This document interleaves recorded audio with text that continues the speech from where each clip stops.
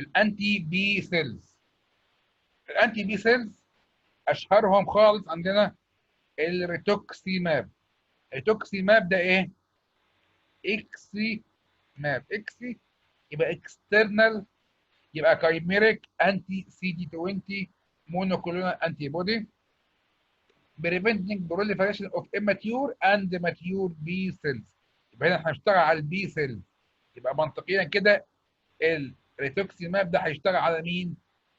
على السيستميك لوبس، لان قلنا التي سيلز هي السنترال بارت او سنترال سيل روماتويد. دي هي بس 17 تحديدا هي السنترال في الصباع. الانترلوكين 1 هو السنترال في الاوتو انفلاماتوري سندروم زي السيستميك جي اي اي، زي ادلت اونست سيلز ديزيز، زي الجاوت.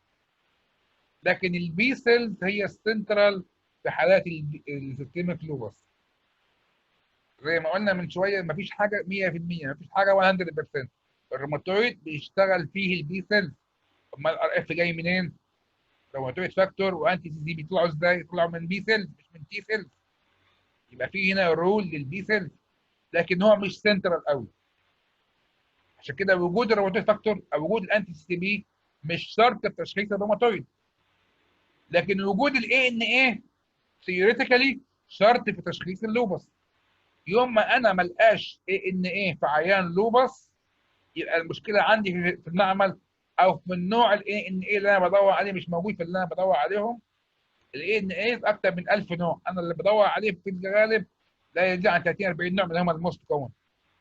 فانا لو ما لقيتش اي ان اي في عيان لوبس، هو موجود الاي ان اي بس انا مش شايفه. ده شور يعني.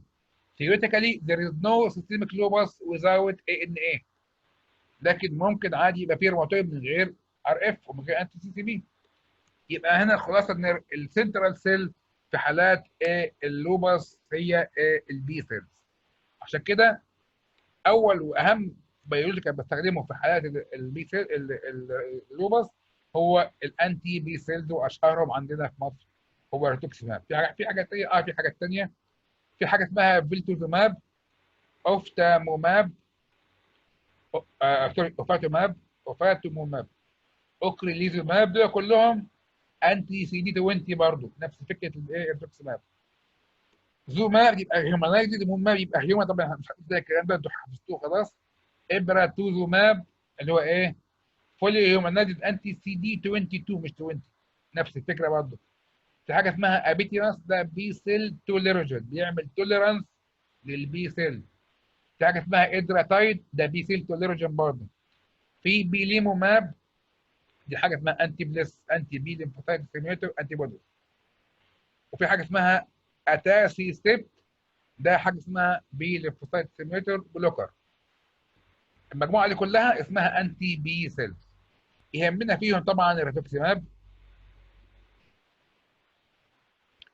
اللي هو بيشتغل على البي سيلز، وده الاساسي في علاج الايه اللوبس.